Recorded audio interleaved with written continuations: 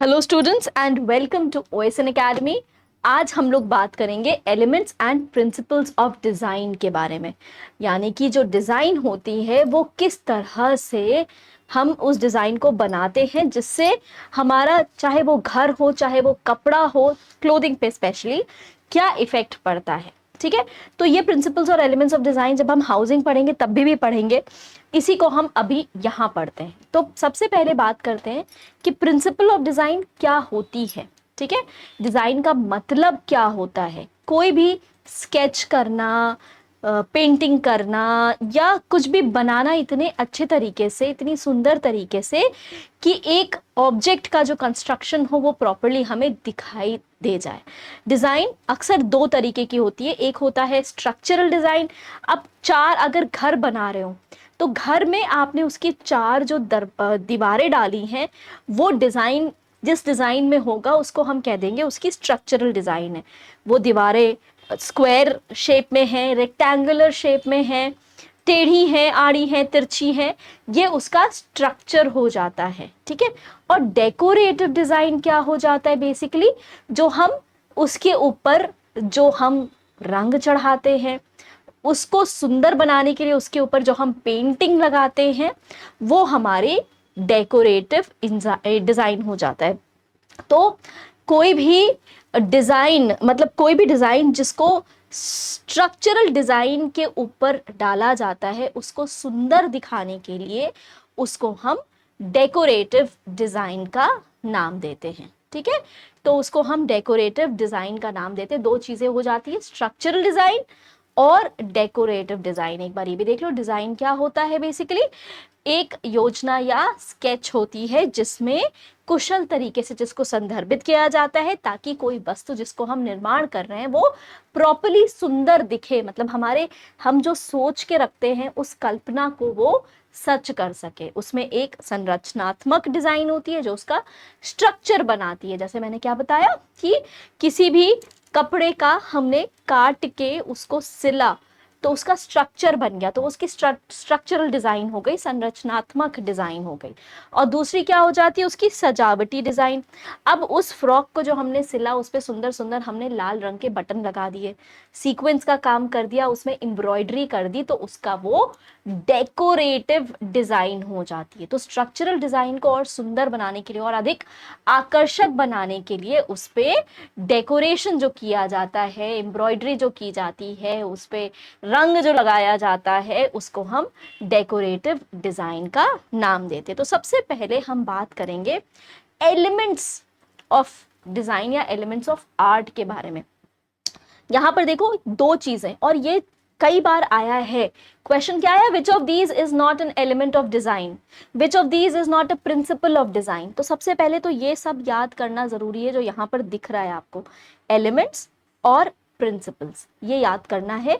Elements में क्या आ जाता है, स्पेस, कलर, शेप, किसी भी चीज का रूप, उसका आकार, उसका फॉर्म, ठीक है, उसका वैल्यू, उसकी इंटेंसिटी, ठीक है, उसका टेक्सचर, छूने में वो कैसा लगता है, नरम है, रफ है, और उसमें सीधी सीधी लाइंस बनी हुई है किसी कपड़े पे, आड़ी आड़ी तिरछी तिरछी लाइंस बनी हुई हैं, डायगोनल लाइंस बनी हुई है, इन सब से क्या संदर्भित किया जाता है, ये इसका एलिमेंट हो जाता है। प्रिंसिपल्स ऑफ डिजाइन में क्या आता है, बैलेंस। बैलेंस मतलब अगर एक पेंटिंग है उसमें हमने इधर ट्रायंगल लगाया, इधर ये लगाया, इधर गोला, इधर हमने रेक्टेंगुलर लगा दिया, इधर हमने डायमंड शेप लगा दिया, बैलेंस हो रहा है कि नहीं हो रहा है। ठीक है, ये सब हम अभी आगे पढ़ेंगे कि बैलेंस क्या हुआ। ये सारी प्रिंसिपल्स में balance, unity, variety, emphasis, movement, कोई पैटर्न है तो उसमें एक मूवमेंट, उसमें एक चाल नजर आती है, वो मूवमेंट, पैटर्न,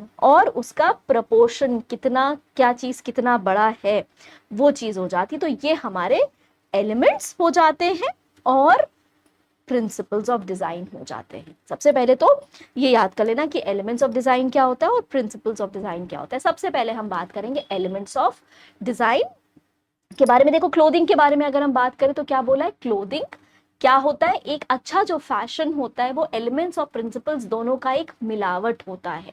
अब यहाँ पर जो मोहतरमा आपको दिख रही है सुंदर सी स्कर्ट पहनी हुई, सॉरी फ्रॉक पहनी हुई जो दिख रही है, उसमें आपको दिखेगा कि लाइन भी है, शेप्स भी हैं, एक ऑब्जेक्ट्स भी बने हुए हैं। किस तरह के ऑब्जेक्ट्स बने हुए हैं, उनमें कलर भी पड़ा हुआ है, जब छुएंगे तो हमें टेक्सचर भी महसूस होगा, स्पेस और वैल्यू, ये सारी चीजें इसमें आ जाती है। और वैसे ही प्रिंसिपल ऑफ डिजाइन, बैलेंस, कैसे बैलेंस की बात कर रहे हैं हम, किस तरह से कलर को इन्होंने बैलेंस किया है। ये नहीं कि पहले ऑरेंज डाल दिया, उसके बाद ब्लू डाल दिया, उसके बाद येलो डाल दिया, ऐसे नहीं, कलर को इन्होंने प्रॉपर बैलेंस किया। ऊपर की ओर जो कलर हैं वो अलग ब्लैक के पट्टी के साथ है, नीचे, मतलब this is the basically the balance. फिर क्या हुआ, harmony, the colours are in harmony with each other, वो एक दूसरे से क्या कहेंगे, अच्छे, एक मतलब मैचिंग कर रहे हैं, समन्वय कर रहे हैं, ठीक है। प्रपोर्शन, एम्फेसिस और रिदम, एक लय बन के आ रही है। इसी के बारे में हम बात करेंगे। सबसे पहले हम क्या बात करेंगे, एलिमेंट्स ऑफ डिजाइन, यानी कि कला के तत्वों के बारे में बात करेंगे। 7 कला के तत्व क्या होते थे, रेखा यानी कि लाइन, ठीक है, फॉर्म यानी कि आकार हो गया, बनावट, बनावट उसकी आकार हो गई, रूप हो गया उसका, शेप हो गया, ठीक है, और क्या क्या हो जाता है, स्थान हो गया, रंग हो गया, तो मूल्य मतलब क्या हो गया, उसका टोन हो गया, कलर हो गया, ठीक है, टेक्सचर, और क्या बच जाता है उसका कलर, ठीक है, कलर हो गया है उसका, line, texture, tone, shape, colour, form और स्पेस, यही सातों चीजें हैं। अब इंग्लिश हिंदी कंफ्यूजन हो जाता है, इसलिए इंग्लिश में लिख देते हैं, हिंदी में नहीं लिखते हैं, ठीक है। तो लाइन, रेखा, आकार, बनावट, रूप, स्थान, ठीक है, उसका रंग और उसका मूल्य, ये कला के एलिमेंट्स होते हैं। 6 elements of design are there. Out of these elements सबसे ज्यादा इंपॉर्टेंट क्या है, लाइन यानी कि रेखा। सबसे इंपॉर्टेंट क्या होती है, लाइन। लाइन किस तरह की हो सकती है, बेसिकली लाइन जब बनाते हैं तभी तो किसी चीज का शेप बनता है ना, तभी तो किसी चीज का शेप बनता है। तो बिना लाइन के क्या होगा, कोई शेप नहीं होगा, बिना शेप के कोई फॉर्म नहीं होगा। तो इसीलिए लाइन जो है बहुत इंपॉर्टेंट होती है। लाइंस कैसी होती है, सीधी सीधी रेखाएं होती है, वर्टिकल लाइंस, ठीक है, हॉरिजॉन्टल लाइंस होती हैं, डायगोनल लाइंस होती हैं, कर्व्ड लाइंस होती हैं, छोटी होती है लाइंस, लंबी होती हैं, ऐसा लगता है कि लाइंस जो है वो दूर जा रही हैं, ऐसा लगता है वो पास आ रही हैं। ये सारे इफेक्ट्स होते हैं जो लाइंस जो है वो देती हैं, ठीक है। खड़ी रेखा, क्षैतिज रेखा, ठीक है, फिर विकर्ण, घुमावदार यानी कि कर्व, और छोटा या लंबा, ऐसा लगता है कि लाइंस आगे जा रही हैं, ऐसा लगता है लाइंस पीछे आ रही। देखो, horizontal, vertical, diagonal, broken lines, zigzag lines, ठीक है, वेवी लाइंस, ऐसे ऐसे ऐसे करके जो है, कर्व्ड लाइंस और स्पाइरल लाइंस। और कुछ ऐसा अरेंजमेंट होता है कि लाइंस आगे से ऐसे ऐसे ऐसे ऐसे ऐसे ऐसे करके कि आपको लगता है कि आगे जा रहा है या पीछे आ रहा है, इस तरह की लाइंस। मतलब कितना डिसीविंग होती है ये सारी लाइंस जो होती है, इनके साथ ही हमारा वो होता है। जो वर्टिकल लाइंस होता है वो देखो, आप पूछ सकते हैं कि इनका क्या मतलब है। जो खड़ी रेखा होती है वो क्या बताता है, हमारे मूड, हमारा स्ट्रेंथ और हमारा ग्रोथ, ठीक है। जितने भी मोटे लोग होते हैं वो जब पतली स्ट्रेट लाइंस पहनते हैं, वर्टिकल लाइंस पहनते हैं, तो वो लंबे लगते हैं। मतलब जो नाटे लोग होते हैं और जो मोटे लोग होते हैं वो अगर स्ट्रेट लाइंस, वर्टिकल लाइंस का कपड़ा पहनते हैं तो वो मोटे कम और लंबे ज्यादा लगते हैं, तो वर्टिकल लाइंस। और जो पतले लोग होते हैं उनको इस तरह से कपड़ों पे बनी हुई, अगर किसी मोटे को वर्टिकल लाइंस पहना देंगे ना, सॉरी, हॉरिजॉन्टल लाइंस पहना देंगे तो वो और मोटा लगने लगता है। तो अक्सर क्वेश्चन इस तरह से आया है कि मोटे इंसान को वर्टिकल लाइंस पहनना चाहिए, हॉरिजॉन्टल लाइंस पहनना चाहिए, एग्जैक्टली इस तरह का एक क्वेश्चन आ चुका है, ठीक है। तो जो हॉरिजॉन्टल लाइंस होती हैं, ये इसका मतलब क्या होता है, काम, पीस, रिलैक्स, इसका मतलब होता है रिलैक्सेशन, ठीक है। इसी तरह से डायरेक्शनल लाइंस क्या होती है, जो किसी जगह पे जा रही हैं, एक से लग रहा है कि वो लाइंस कहीं पर लीड करा रही हैं हमको, ठीक है। ये देखो इस तरह से ये डायरेक्शनल लाइंस क्या होती है, शार्प हो सकती है, पीसफुल हो सकती है और डरावनी भी हो सकती है, थ्रेटनिंग भी हो सकती है, डराने वाली भी लाइंस हो सकती हैं। कर्व्ड लाइंस का मतलब क्या होता है? एक सॉफ्टनेस। कर्व्ड लाइंस का जनरली मतलब जो है, जो principles of and elements of art में लिया जाता है, तो कर्व्ड लाइंस का मतलब होता है एक सॉफ्टनेस। डायगोनल लाइंस क्या होता है? मूवमेंट। ठीक है, डायगोनल लाइंस का मतलब होता है मूवमेंट।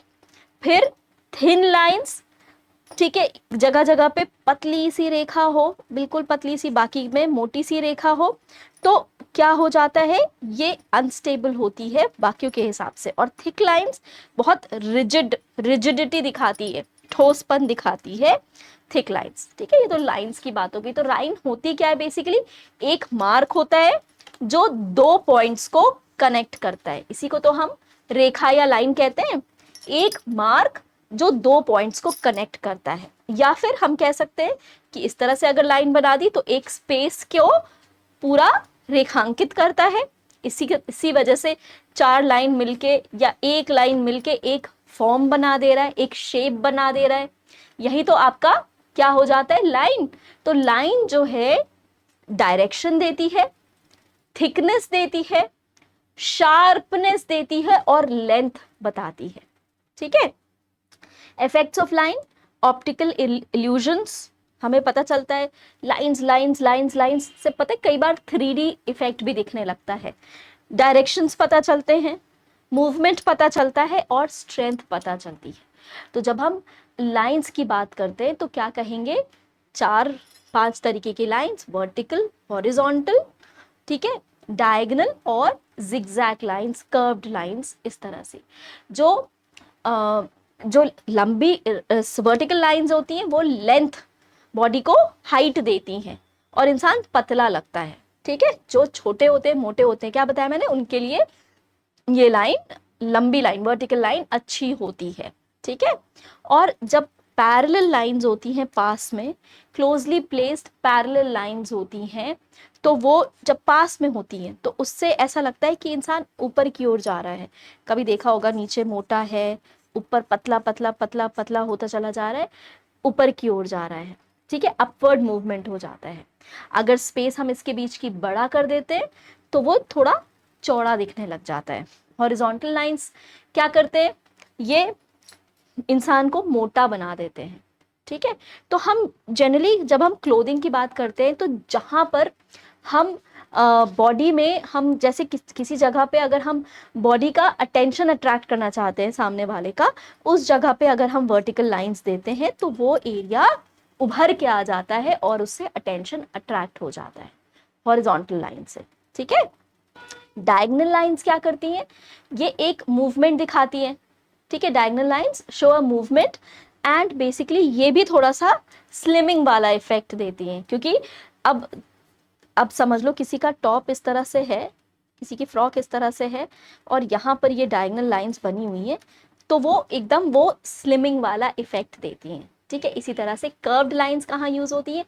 कॉलर, कफ, योक और नेकलाइन में कर्व्ड लाइंस को यूज किया जाता है। कहाँ कहाँ यूज किया जाता है कर्व्ड लाइंस को? कॉलर, कफ, योक और नेक लाइंस में यूज किया जाता है। कर्व्स, जहां पर भी कर्व्स का इस्तेमाल होता है, मतलब समझ लो फेमिनिटी मतलब क्या हुआ? फेमिनिज्म मतलब क्या हुआ? फीमेल कैरेक्टरिस्टिक्स को इनहैंस करती है। ठीक है, और अगर कोई बहुत पतला इंसान है, वो अगर कर्व्ड लाइंस वाली चीजें पहनता है तो वो थोड़ा सा मोटा दिखता है।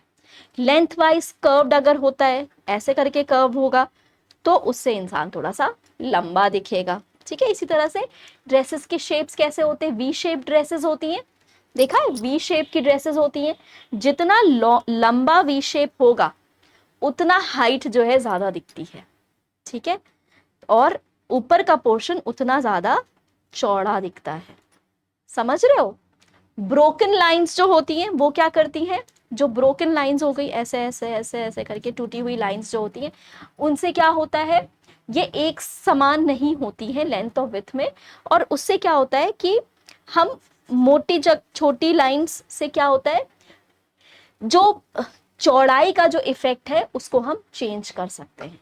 इसी तरह से जो जिगजैग लाइंस होती हैं, जिगजैग लाइंस होती हैं, या इस तरह से जिगजैग जो लाइंस होती हैं, ये क्या होते हैं? बेसिकली डायगोनल लाइंस एक दूसरे को कनेक्ट कर रहे हैं, ठीक है। और आंख जो है वो शिफ्ट होती रहती है, इधर से इधर, इधर से इधर, यहाँ से यहाँ, यहाँ से यहाँ, यहाँ से यहाँ शिफ्ट होती रहती है। और इससे क्या होता है? एरिया, साइज, ये सब सोचो हमारी आंखों का एक देखने का नजरिया चेंज हो जाता है। ये क्या कर रहा है? हमारी आईज का जो आईज पे ऐसा इम्पैक्ट डाल रहा है कि जो एरिया है उसका साइज वो डायगोनल लाइन से इंक्रीज हो जा रहा है। तो मतलब किसी को चौड़ा बनाना है तो उसको डायगोनल लाइन का सॉरी जिगजैग लाइन का कपड़ा पहना दीजिए, ठीक है। तो ये क्या हो गया? आपकी लाइंस की बात हो गई, ठीक है। स्ट्रक्चरल लाइंस, वही चीज जो कपड़े के में जो हम सिलाई करते हैं या जो उसमें बटन टाकते हैं, बटन मतलब जो जरूरी जगह पे बटन टाकना जरूरी होता है, या फिर हमने उसमें जो है हमने उसकी तुरपाई की है, तो उसको हम स्ट्रक्चरल लाइन बोलेंगे। डेकोरेटिव लाइंस क्या हो जाती हैं? जो कि कपड़े पे हमने लंबी लंबी रेखा खींच दी, सुंदर सुंदर डिजाइन बना दिए, वो हमारी डेकोरेटिव लाइंस हो जाती हैं, ठीक है। स्ट्रेट लाइंस का क्या था message? Forceful, rigid, strong, hard, masculine. आदमी लोग जो कपड़ा पहनते, शर्ट पहनते, ज्यादातर उसमें स्ट्रेट लाइंस बनी रहती हैं, है ना। इल्यूजन क्या देता है?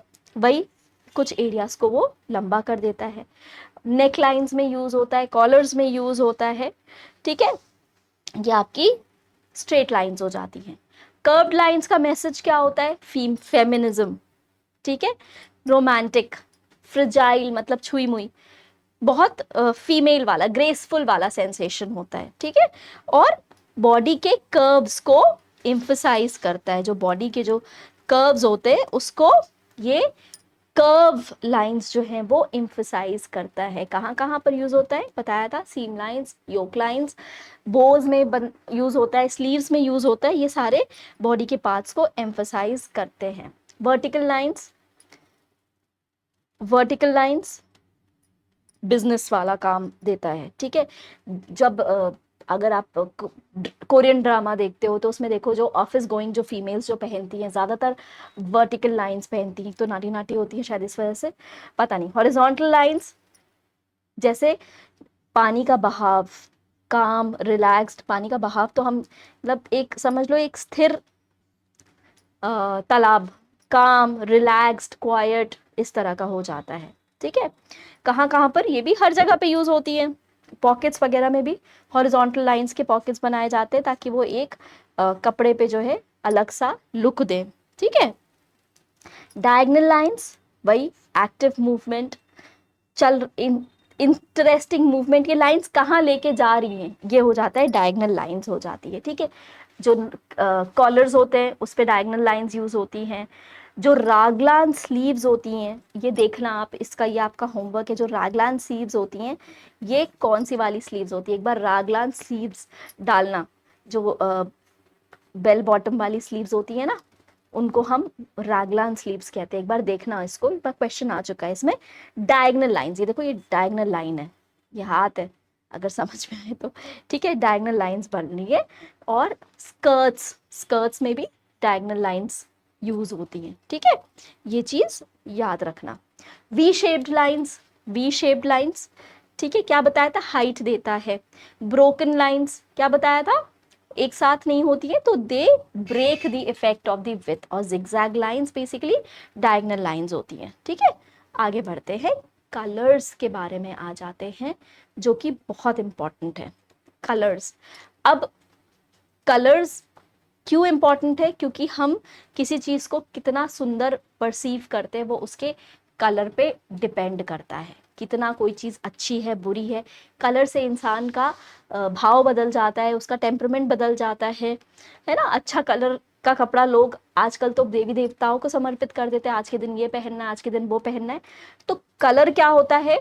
प्रकाश की किरण जब प्रिज्म से गुजर कर रिफ्लेक्ट होती है, ठीक है, तो वो 7 अलग अलग रंगों में वो मुड़ जाती है और इसी को हम कलर कहते हैं, ठीक है। इसी को हम क्या कहते हैं?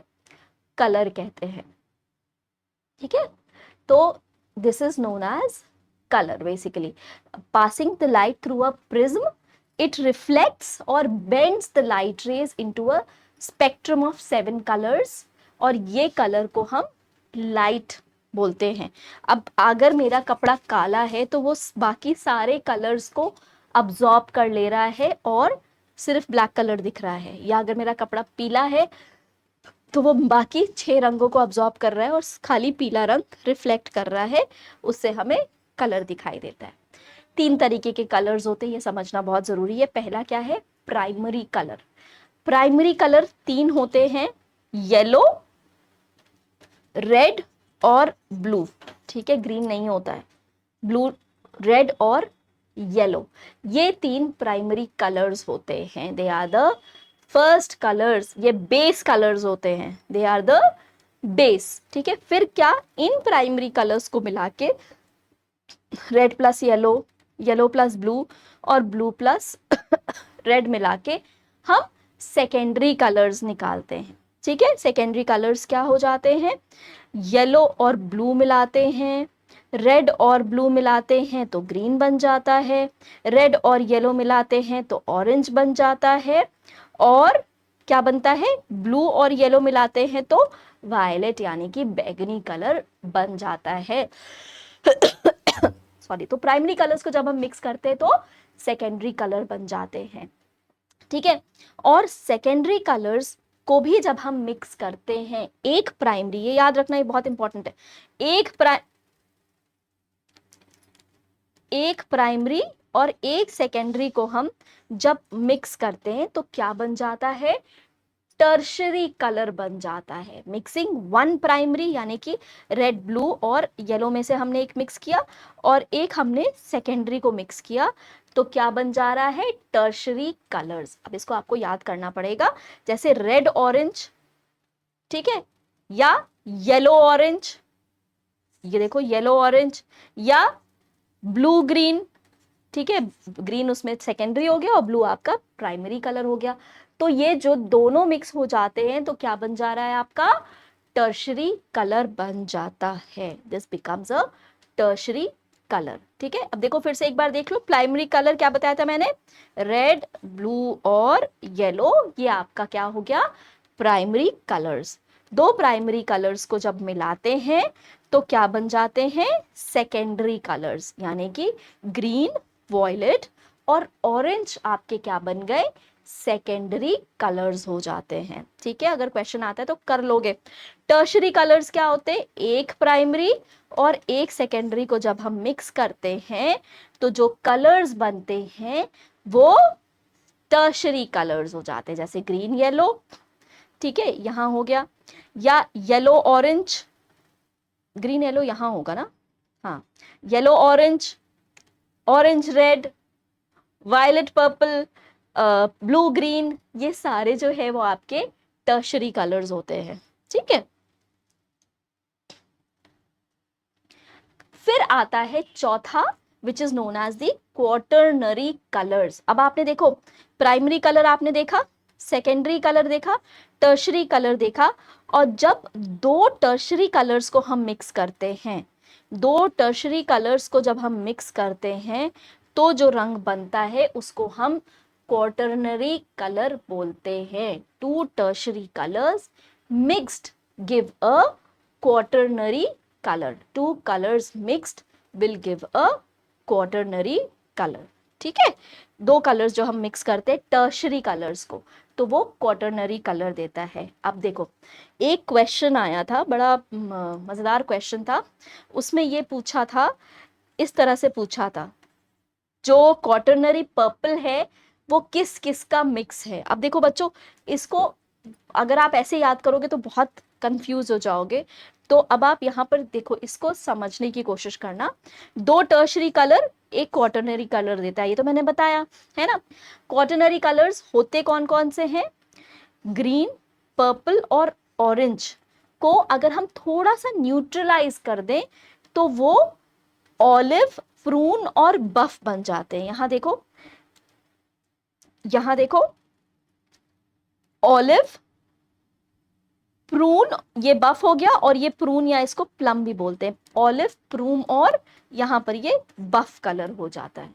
ठीक है, दो क्वाटरनरी कलर्स को अगर हम वो कर देते, कोई बफ यहाँ पर दिया हुआ है लेकिन एक्चुअली में यहाँ पर भी, तो तुम्हें अगर कभी क्वेश्चन आता है इस तरह का कि olive, prune and buff are which colours, तो तुम कहोगे दे आर क्वाटरनरी कलर्स। ठीक है, अब क्वाटरनरी ग्रीन की बात करें अगर हम, जैसे ये जो ग्रीन उन्होंने बताया ना कि ग्रीन का एक ऑलिव कलर हो जा रहा है, तो ये क्वाटरनरी कलर जो ग्रीन आ रहा है वो कैसे आ रहा है, इन्होंने देखो क्या किया है, बेसिकली येलो का टर्शरी येलो मिक्स किया है, ब्लू का टर्शरी येलो मिक्स की, ब्लू का टर्शरी ब्लू मिक्स किया है, और एक पोर्शन रेड का मिक्स किया है। तो तुम्हें बस इतना यहां पर बेटा याद करना पड़ेगा, this you will have to remember that tertiary yellow में क्या आ जा रहा है, 3 yellow, 3 quaternary green, sorry quaternary green में क्या आ जा रहा है, 3 येलोस, 3 ब्लूज और 2 रेड्स। ठीक है, क्या आ जा रहा है, 3 येलो, 3 ब्लू और 2 रेड्स आ जा रहा है क्वाटरनरी ग्रीन में। तुम इस तरह से याद कर लेना कि ग्रीन का ऑपोजिट रेड होता है, तो 3 येलोस, 3 ब्लूज और 2, सिर्फ 2 रेड है। ठीक है, थोड़ा सा इसको याद करना पड़ेगा। अगर अच्छा, क्वेश्चन जो पूछा गया था बच्चों वो क्वाटरनरी पर्पल का पूछा गया था, तो उसमें पूछा था यही फॉर्मूला 4 1 2 3 4 ऐसे करके दिए हुए थे, पूछा था इसमें से कौन सा क्वाटरनरी पर्पल का कलर है। ठीक है, अब यहां पर यही याद कर लेना बस बेटा कि 3 red, 3 blue plus 2 yellows give quaternary purple colour. और तीसरा भी मैं निकाल दिया है मैंने, quaternary orange, 3 yellow, 3 red and 2 blues. इस तरह से इसको थोड़ा सा याद कर लेना, 3 येलोज एंड 3 रेड्स। येलो और रेड का प्रिडोमिनेंस ज्यादा होता है जब हम ऑरेंज की बात करते हैं, yellow plus red gives orange ना, तो येलो और रेड का प्रिडोमिनेंस ज्यादा है और उसमें थोड़ा सा ब्लू ऐड किया है, तो क्या बन जा रहा है, क्वाटरनरी ऑरेंज। और क्वाटरनरी पर्पल कैसे बनता है, रेड और ब्लू ज्यादा है और थोड़ा सा येलो। इस तरह से कुछ याद कर लेना तो समझ में आ जाएगा। ठीक है, ये क्वेश्चन आया था इसलिए I wanted to discuss it. Tertiary colours और क्वाटरनरी कलर्स देखो इस तरह से इन्होंने डाला हुआ है। ठीक है, क्वाटरनरी ऑरेंज, यही 3 होते हैं मेन, इन्हीं के तीनों के फॉर्मूलाज अगर याद कर लोगे तो हो सकता है कि क्वेश्चन आ जाए और आप आंसर बता पाओ। ठीक है, अब विजुअल देखो, हम कलर की अगर बात करते हैं, कलर के साथ साथ हम टेक्सचर की भी बात करते हैं। यहाँ पर टेक्सचर भी बहुत जरूरी होता है। टेक्सचर क्या होता है, किसी चीज का आंखों देखा के साथ साथ उसका फील, उसका हैंड फील, सरफेस फील कैसा हो रहा है, उसको हम क्या कहते हैं, टेक्सचर। और टेक्सचर में 2 तरीके के होते हैं, एक हो जाता है आपका विजुअल टेक्सचर, देखने में कैसा लग रहा है फैब्रिक, अरे वाह ये तो बिल्कुल बहुत सुंदर सिल्क जैसा लग रहा है लेकिन सिल्क नहीं है। ठीक है, और एक होता है टैक्टाइल टेक्सचर, यानी छूने में वो कैसा लग रहा है। ठीक है, विजुअल टेक्सचर मतलब क्या होगा, जैसे हमने देखा और हमने कह दिया अरे ये तो लकड़ी है, प्लाईवुड। ठीक है, तो वो विजुअल टेक्सचर हो गया। और टैक्टाइल, हमने उसको छुआ तो हमें खुरदरा लगा तो हमने कहा ये तो सैंड पेपर है। ठीक है, घिसने वाला पेपर है, या पेड़ का टुकड़ा है तो वो उसका टैक्टाइल टेक्सचर हो जाता है। ठीक है, ये तो सिंपल सी चीज है। शेप, ठीक है, तो ये क्या हुआ, टेक्सचर बनावट, उसकी दृश्य बनावट और उसकी स्पर्शनीय बनावट हो जाती है। शेप क्या हो जाता है बच्चों, शेप मतलब क्या होता है, it is a design, it is a geometric design या ज्योमेट्रिक डिफाइंड एरिया। ठीक है, और ये जो है पॉजिटिव स्पेस और नेगेटिव स्पेस दोनों चीजें होती हैं, मतलब और हम 2 स्पेसेस को ओवरलैप करके कुछ और ज्योमेट्रिक डिजाइन भी बना देते हैं। और फॉर्म की अगर हम बात करें, रूप, वो 3 डायमेंशनल स्ट्रक्चर हो जाता है। शायद बहुत पहले क्वेश्चन पूछा गया था, इनमें से 3 डायमेंशनल ऑब्जेक्ट क्या है, तो फॉर्म जो आपका होता है, जो किसी चीज का रूप होता है, वो 3 डायमेंशनल हो जाता है। तो जब हम क्यूब की बात करते हैं तो वो 3 डायमेंशनल हो जाता है। जब हम क्यूब की बात करते हैं तो वो फॉर्म ले लेता है, वो किसी चीज का रूप ले रहा है, फॉर्म। ठीक है, तो वो क्या हो रहा है, वो 3 डायमेंशनल स्ट्रक्चर हो जा रहा है। और वो कैसे मेजर करते हैं? उसकी हाइट, उसका डेप्थ और उसकी चौड़ाई, विथ, हाइट, विथ और डेप्थ, या लेंथ, ब्रेथ और हाइट, तीनों चीजों को हम मेजर करते हैं। और शेप को हम खाली लेंथ और विथ से करते हैं, ठीक है। तो जैसे कपड़ा है, फैब्रिक है, तो फैब्रिक हमारा शेप वो हो गया, एक सिंपल शेप हो गया, और फैब्रिक ने से हमने एक कुर्ता बना लिया तो वो एक फॉर्म बन गया, ठीक है। ये हो जाता है हमारा फॉर्म। अच्छा, आगे बढ़ते हैं प्रिंसिपल्स ऑफ डिजाइन के बारे में। दो चीजें जो कि मुझे बताना था, मेरे दिमाग से उतर गया, which I will be doing in the next class will be आपका टिंट और शेड के बारे में I will be telling you, and some neutral colours, जो कि ग्रे होता है, ब्राउन होता है, लाइट ब्राउन होता है, आपका बेज कलर्स जो होते हैं वो न्यूट्रल कलर्स होते हैं। इन सब के बारे में हम नेक्स्ट क्लास में बताएंगे, लेकिन उससे पहले हम प्रिंसिपल्स ऑफ डिजाइन बताना चाहते हैं। प्रिंसिपल्स ऑफ डिजाइन में हमने क्या बताया था? बेसिकली 6 प्रिंसिपल्स ऑफ डिजाइन होते हैं, 6 एलिमेंट्स ऑफ डिजाइन होते हैं। प्रिंसिपल्स ऑफ डिजाइन में आपका रिदम आ जाता है, लय, ये देख रहे हो किस तरह से सारे ये लाइंस प्लेस्ड हैं, एक लय बन रही है। बैलेंस आ जाता है कि यहाँ पर एक बड़ा ऑब्जेक्ट, जैसे हम लोग कहते हैं ना कि अगर बिस्तर के ऊपर हमने दो वो लगानी है, पेंटिंग्स लगानी है, तो ऐसा नहीं कि एक ऊपर उस छोर पे एक नीचे इस छोर पे, एक बैलेंस बना के लगाना होता है। 4 पेंटिंग्स है तो एक के बाद एक के बाद एक बना रहे हैं, सुंदर। आग एक बड़ी है, 2 छोटी है, तो ऐसे नहीं कि बीच में बड़ी लगा दिया और इधर एक छोटी लगा दिया, इधर एक सबसे छोटी लगा दिया, उसका एक बैलेंस बनाते हैं, इसी को हम बैलेंस कहते हैं। यूनिटी, ठीक है, प्रपोर्शन, कंट्रास्ट और डोमिनेंस, ये सारी प्रिंसिपल्स ऑफ डिजाइन हो जाती है, इन्हीं को हम पढ़ते हैं। प्रिंसिपल ऑफ डिजाइन का मतलब क्या है? बेसिकली क्या है कि कितना कोई चीज सुंदर लग सकता है, कितनी कोई चीज एस्थेटिक लग सकती है, वो उसके प्रिंसिपल ऑफ डिजाइन के ऊपर बेस करता है, ठीक है। एलिमेंट्स और प्रिंसिपल्स जब दोनों बढ़िया से मिल जाते हैं तो बैलेंस, मतलब तो जो है डिजाइन सुंदर लगने लगती है। और प्रिंसिपल्स में balance, harmony, emphasis, proportion, rhythm, ये 5 तो आते ही आते हैं। सबसे पहले बात करेंगे प्रपोर्शन के बारे में। प्रपोर्शन मतलब क्या होता है? जो स्पेस इवनली डिस्ट्रीब्यूटेड है कि नहीं डिस्ट्रीब्यूटेड है, ठीक है। इसका मतलब क्या हो गया? आपका हाइट हो गया, चौड़ाई हो गई, डेप्थ हो गई, और सराउंडिंग स्पेस हर डिजाइन की, वो हमारा क्या बता रहा है? हमारा प्रोपोर्शन बता रहा है, ठीक है। अब क्या बताया इन्होंने कि जो डिजाइन है वो, हम जो डिजाइन पहने हुए हैं वो सही प्रोपोर्शन में अगर वो डिजाइन होगी तो हम पे सूट करेगी, ठीक है। अ लार्ज होल डिजाइन, अगर बड़ी सी एक डिजाइन है और अगर कोई लंबा इंसान वो डिजाइन पहना हुआ है तो उस पे सूट करेगा, लेकिन अगर वो छोटा इंसान वो बड़ी सी डिजाइन पहना होगा तो उस पे सही नहीं लगेगी वो डिजाइन, वो आंखों में चुभेगी, अलग लगेगा, क्योंकि एरिया छोटा है उस डिजाइन के, समझे। तो इसको क्या कहते हैं? प्रपोर्शन कहते हैं। फिर क्या आ जाता है प्रपोर्शन के बाद? बैलेंस आ जाता है। बैलेंस, 2 तरीके के बैलेंस होते हैं, गुड बैलेंस और बैड बैलेंस। मैंने कैसे बताया था किस तरह से आप किसी चीज को रखते हैं, सिमेट्रिकल और एसिमेट्रिकल, 2 तरीके के बैलेंस हो जाते हैं। 1 मिनट, प्रिंसिपल्स ऑफ डिजाइन में, हाँ, ये अनुपात हो गया, अनुपात यानी कि प्रोपोर्शन। यहाँ देखो, एक बार देखो, गुड प्रोपोर्शन में देखो कितने अच्छे से बनाया हुआ है, और बैड प्रोपोर्शन में क्या हो रहा है? देखो ये, ठीक है, ये यहाँ पर इक्वल डिवीजन है तो वो मोनोटोनस लग रहा है, यहाँ पर अनइक्वल है तो वो एक जैसा, मतलब उसमें कुछ वो हार्मनी नहीं दिख रही है, तो ये जो है लैक ऑफ हार्मनी, तो ये बैड प्रोपोर्शन हो जाता है। और अगर अनुपात ठीक होता है, चाहे वो सफेद और काले का हो, देखो कितने सुंदर से लगाया हुआ है, तो वो अच्छा एक सुंदर सी हार्मनी दिखाता है, सुंदरता दिखाता है, सुंदरता एक इनहांस कर देता है, ठीक है। बैलेंस की बात करते हैं, ये देखो बैलेंस कितना बैलेंस्ड, ये फोटोग्राफ है, वाइट और ब्लैक का बैलेंस है।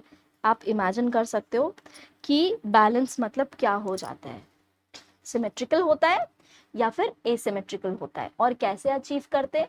किसी भी ऑब्जेक्ट के जगह पे, किस जगह पे है वो, कितना बड़ा ऑब्जेक्ट है और उसके रंग, किस रंग में उस ऑब्जेक्ट को लगाया गया है, ठीक है, उसको हम बैलेंस कहते हैं। 2 तरीके के बैलेंस होते हैं, एक होता है फॉर्मल बैलेंस, औपचारिक संतुलन, और एक होता है अनौपचारिक संतुलन, जिसको हम इनफॉर्मल बैलेंस का नाम देते हैं।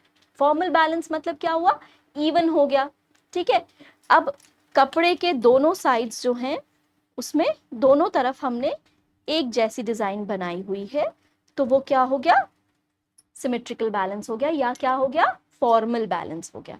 और अगर हमने कपड़े के दोनों तरफ पे अलग अलग डिजाइन बनाई है, एक पे हमने गोला गोला गोला बना दिया और एक पे हमने कुछ और बना दिया है, तो वो क्या हो जाएगा, एसिमेट्रिकल बैलेंस या इनफॉर्मल बैलेंस, या हम इसको अनइवन बैलेंस कह सकते हैं। डिजाइन्स अनइवन भी होती है, इवन भी होती है। बड़े बड़े डिजाइनर्स का देखो, मुझे तो डिजाइन ही नहीं समझ में आती है जो प्रिंट्स होते हैं। खैर, तो ये क्या हो गया, बैलेंस हो गया, ठीक है। नेक्स्ट क्या आ जाता है, किसी भी चीज की रिदम, जिसको हम हिंदी में क्या कहते हैं, लय, राइट। रिदम का मतलब क्या हुआ, एक डिजाइन किस तरह से कंटिन्यू हो रही है। अब आप इस फोटो को ध्यान से देखिएगा तो आपको लग रहा है ना कि यहाँ पर ये सर्कल बन रहा है, हाँ, आई एम श्योर लग रहा होगा आपको, लग रहा होगा कि यहाँ पर ये सर्कल बन रहा है। ये क्यों बन रहा है, बिकॉज ऑफ द रिदम, ठीक है। This is the rhythm which is important. Rhythm क्या हुआ, एक सेंस ऑफ ऑर्गेनाइज्ड मूवमेंट, एक डिजाइन में भी मूवमेंट बन रहा है, ठीक है, जो कि एकदम कनेक्शंस दिख रहे हैं, आगे बढ़ रही है डिजाइन, पीछे जा रही है डिजाइन, रेपिटेशंस हो रहे हैं डिजाइंस में, और वो उससे रिदम्स बन रहे हैं। जैसे हमने मान लो डेकोरेटिव हमने जो है सितारे लगा दिए हैं, तो वो कहाँ ऊपर में ज्यादा है, नीचे में कम है, तो वो एक तरह से एक रिदम बन रही है। ये नहीं कि इधर ज्यादा है, इधर 2 लगा दिए, इधर 4 लगा दिए, इधर 10 लगा दिए, ऐसे नहीं। चाहे वो हम बटन्स की बात करें, चाहे हम पॉकेट्स की बात करें, चाहे हम प्लीट्स की बात करें, ये सारी जो होती हैं डिजाइन्स हो जाती हैं, ठीक है। और कैसे हम करते हैं, सुंदर तरीके से हम रिदम में, जब हम चीज़ों को एक कपड़े पे सुंदर से जो है वो उसको स्टिच करते हैं, तो वो उसकी रिदम बन जाती है, लय, ठीक है। क्या बन जाती है, उसकी लय बन जाती है। रिदम के बाद आ जाते हैं एम्फेसिस पे। एम्फेसिस मतलब किसी चीज पे जोर देना, मतलब किसी चीज को एम्फेसाइज करना, सेंटर ऑफ अट्रैक्शन बनाना। जैसे कि ये लाल यहाँ पर एम्फेसाइज किया हुआ है, ये यहाँ पर एम्फेसाइज किया हुआ है, ये एम्फेसाइज किया हुआ है। जिस चीज को आप दिखाना चाहते हो वहां पर डिजाइन को एम्फेसाइज करना एम्फेसिस होती है, ठीक है।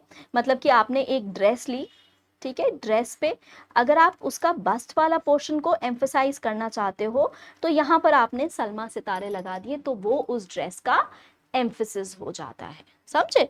एंड एम्फेसिस के बाद क्या आ जाता है, हार्मनी। यहाँ देखो, सबने वैसे ही वर्टिकल्स और डायगोनल लाइंस पहनी हुई हैं, लेकिन सब जो है कहीं ना कहीं कुछ ना कुछ एक बैलेंस दिखाई दे रहा है।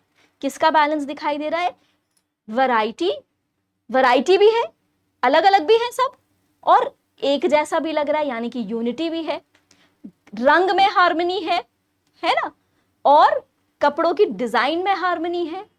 कहीं मोटे प्लेट स्ट्राइप्स हैं, कहीं पतले स्ट्राइप्स हैं, कहीं छोटे से हैं, कहीं पूरे लंबे लंबे हैं, लेकिन क्या है, एक दूसरे में एक सिमिलैरिटी दिख रही है। इसको क्या कहते हैं, हार्मनी कहते हैं, ठीक है। तो हार्मनी क्या हो जाता है, एक मैसेज, एक बैलेंस बताता है, variety as well as unity, ठीक है। अगर हम कॉम्प्लीमेंट्री कलर्स यूज करें, एक दूसरे को जो कॉम्प्लीमेंट करते हैं, तो उससे हार्मनी अचीव होती है, ठीक है। कॉम्प्लीमेंट्री कलर्स से हार्मनी अचीव होती है। अगर कॉम्प्लीमेंट्री कलर्स क्या हो जाते हैं, रेड, ब्लू और नीचे 2 ऑपोजिट कलर्स को अगर हम यूज करते हैं, तो वो हमारे कॉम्प्लीमेंट्री कलर्स हो जाते हैं। चलो वो भी बता देंगे नेक्स्ट क्लास में, ठीक है। तो कैसे यूज होती है हार्मनी हमारी, कॉम्प्लीमेंट्री कलर्स या एनालॉगस कलर्स को यूज करके हार्मनी हो सकती है, ठीक है। स्पेसेस बढ़िया से डिस्ट्रीब्यूट होना चाहिए, ठीक है। शेप्स एक जैसे होने चाहिए और प्रॉपर बैलेंस में होने चाहिए, तब हार्मनी होती है। लाइंस जो होती हैं वो सही होनी चाहिए, जितना एरिया में लाइंस होना चाहिए वो सही होना चाहिए, और टेक्सचर भी सुंदर दिखना चाहिए। इससे क्या होता है, हमारी हार्मनी बन जाती है, ठीक है। तो ये हमारा principles and elements of design आ जाता है, और यहाँ की क्लास हम यहीं खत्म करते हैं।